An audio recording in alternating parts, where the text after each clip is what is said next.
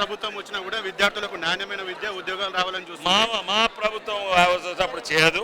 మా ప్రభుత్వం ఉదాహరణగా మెడికల్ సీట్సే 39,000 సీట్స్ ఉంటే ఇప్పుడు 50,000 సీట్స్ ఉంటే 139,000 అంటే 1,39,000 సీట్లు అయినాయి. అంటే డబుల్ కంటే ఎక్కువ చేసినాము, అవకాశాలు పెంచినాము. అట్లనే ఎన్నో మార్పులు విద్యారంగంలో తీసుకొస్తున్నాము. అండ్ అవకాశాలు వాళ్ళకు ఎంప్లాయ్మెంట్కు, బిజినెస్కు, స్టార్టప్కు అవకాశం తెచ్చింది మీరు ఇచ్చిన మాటలే పెట్టుకుంటున్నారు. మీరు స్టూడెంట్స్ను వాడుకుంటున్నారు.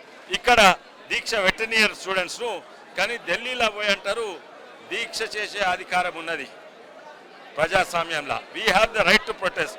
అవును, we have the right to protest. ఇక్కడ కూడా ఇయ్యరాదండి. ఇవన్నీ డబుల్ స్టాండర్డ్ స్టూడెంట్స్ వాడుకుంటున్నారు.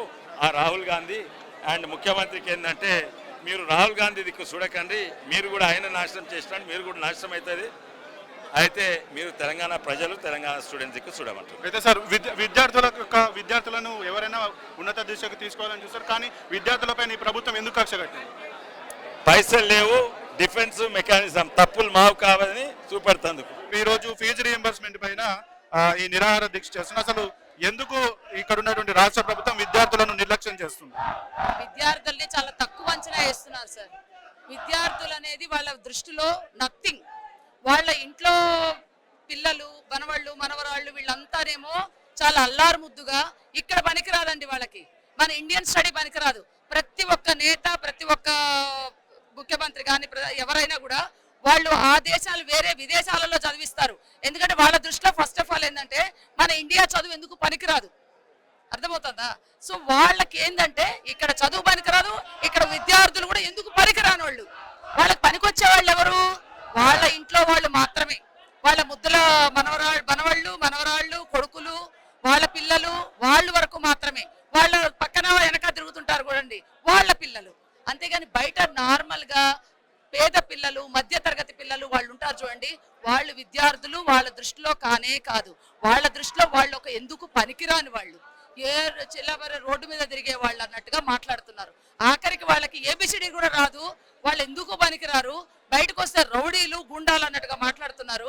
అది కరెక్టా?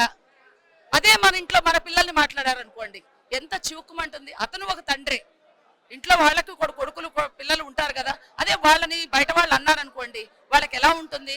ఫస్ట్ ఒక ముఖ్యమంత్రిగా మాట్లాడేదాని ముందర ఒక తండ్రిగా ఒక కొడుకుని ఎట్లా అంటే బయట పిల్లల్ని అంటాం, ఈ పిల్లవాడు ఉన్నాడు, ఆ బాబుని ఒక మాట మనం అంటే వాళ్ళ తల్లిదండ్రులు ఏ విధంగా బాధపడతారనేది మన ముఖ్యమంత్రి కాకముందు ఒకళ్ళకి తండ్రి ఆ స్థాయిలో నిలబడి మాట్లాడమనండి. మరి ఈ ప్రైవేట్ కాలేజీలు ఇవి ఇంజనీరింగ్ చదివిన పిల్లలు ఎందుకు పనికిరారు అంటున్నారు కదా, మరి ఇంజనీరింగ్ కాలేజీలన్నీ మూత పెట్టమనండి. ఎందుకు ఓపెన్ చేసి ఉంచారు? వాళ్ళు లక్షల ఫీజులు తీసుకుంటూ ఉంటే వాళ్ళని ఎందుకు నియంత్రించట్లేదు? అంటే దాంట్లో ఎంత పర్సెంటేజ్ మనకు పోతుంది? ప్రైవేట్ కాలేజీల నుంచి వాళ్ళు పెట్టుకోవడానికి ఎందుకు పనికిరాని కాలేజీలు, పిల్లల్ని ఎందుకు పనికిరాని పిల్లలు అంటే కాలేజీలు కూడా ఎందుకు పనికిరాని కాలేజీలు అనే కదా. మరి ఎందుకు పనికిరాని కాలేజీలకి నువ్వెందుకు వాళ్ళకి రికగ్నిషన్లు అవన్నీ ఎందుకు ఇస్తున్నావు? నువ్వు ఇవ్వబట్టే కదా వాళ్ళు పెడుతున్నారు, వాళ్ళు పెట్టబట్టే కదా వీళ్ళు కడుతున్నారు, లక్షల ఫీజులు కడుతున్నారు, బయటకు వస్తున్నారు. మరి బయటకు వస్తే ఎందుకు పనికిరానప్పుడు ఆ కాలేజీలని మూత పెట్టండి. మరి మీరే పెద్ద కాలేజీలు ఏర్పాటు చేయండి, మరి మీరే ఉన్నత విద్యని వాళ్ళకి ఇవ్వండి, వాళ్ళు బాగా చదువుకుంటారు, మీరు అనుకున్నట్టు వాళ్ళు బయటకు వస్తారు. వాళ్ళని పనికిరాని వాళ్ళు అనే ముందర ప్రభుత్వం పనికిరానిందని అనుకోండి, వాళ్ళు కాదు పనికి మాలినోళ్ళు. పిల్లలు పనికి మాలినోళ్ళు అంటే పిల్లలు కాదు, ఎవరు పనికి మాలిన ఉంటారు? తల్లిదండ్రులు పనికి మాలినోళ్ళు అయితేనే పిల్లలు పనికి మాలినోళ్ళు అవుతారు. అంటే మన పిల్లల్ని అనేటప్పుడు ప్రభుత్వం కూడా పనికి మాలిందే కదా, ప్రభుత్వం విఫలమైనట్టే కదా.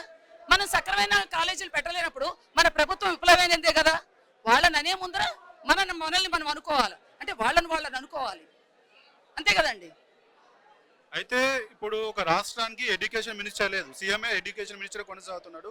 ఆయన విద్యార్థులు చదువుకున్న చదువులను ఉద్దేశించి అప్లికేషన్ ఫామ్ నింపడానికి కూడా పనికిరారు అని చెప్పి ఏదైతే స్టేట్మెంట్ చేశారో దాన్ని ఒక రాష్ట్ర ముఖ్యమంత్రి తన విద్యార్థుల గురించి ఈ రకమైన స్టేట్మెంట్ చేశారని రిక్రూట్ చేసుకునే కంపెనీలు దాన్ని తీసుకుంటే విద్యార్థులకు రావాల్సినటువంటి జాబులు రాకపోతే దానికి ఎవరు సమాధానం చెప్తారు? సార్ ఇందాకే చెప్పాను నేను మీకు, పిల్లల్ని తక్కువ అంచనా వేయద్దు. ఆ తక్కువ అంచనా వేస్తే అతనికి అంటే ఒకళ్ళని మనం అర్థం చేసుకుంటే కెపాసిటీని బట్టి అతను ఏంటి కెపాసిటీ అంటే అతనికి అర్థం చేసుకుంటే కెపాసిటీ అంతవరకే ఉంది. అర్థమైందా? మన కెపాసిటీని బట్టి ఒకళ్ళని అంచనా వేసుకోవడానికి ఫస్ట్ ఆఫ్ ఆల్ మనకు అంచనా ఉండాలి, మన కెపాసిటీ హైలో ఉండాలి.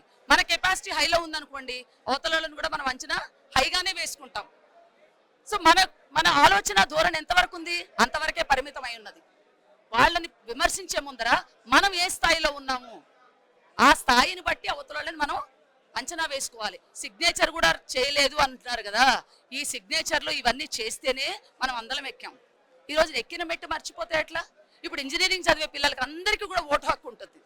18+కే ఓటు హక్కు ఉంది అంటే బీటెక్ ఫస్ట్ ఇయర్ చదివి అది స్టార్ట్ చేసిన పిల్లలందరికీ కూడా ఓటు హక్కు ఉన్నట్టే కదా. వీళ్ళందరూ కూడా ఓటు వేయాలి కదా.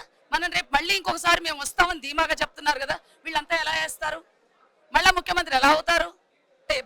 మళ్ళా మాటికి మేమే ముఖ్యమంత్రి అని చెప్తున్నారు కదా, మరి వీళ్ళంతా వేస్తేనే కదా. మరి వీళ్ళు పనికిమాలిన వాళ్ళు అన్నప్పుడు పనికిమాలిన వాళ్ళ ఓట్లు మీకెందుకు? పనికిమాలిన వాళ్ళ ఓట్లు మీకెందుకండి? మరి వీళ్ళ ఓట్లు అయితే కావాలా? వీళ్ళకి సిగ్నేచర్ చేయడం కూడా రాదు, మరి వాళ్ళ ఓట్లు కావాలా? మన ముఖ్యమంత్రులు కావాలి, ఎలా అవుతుంది?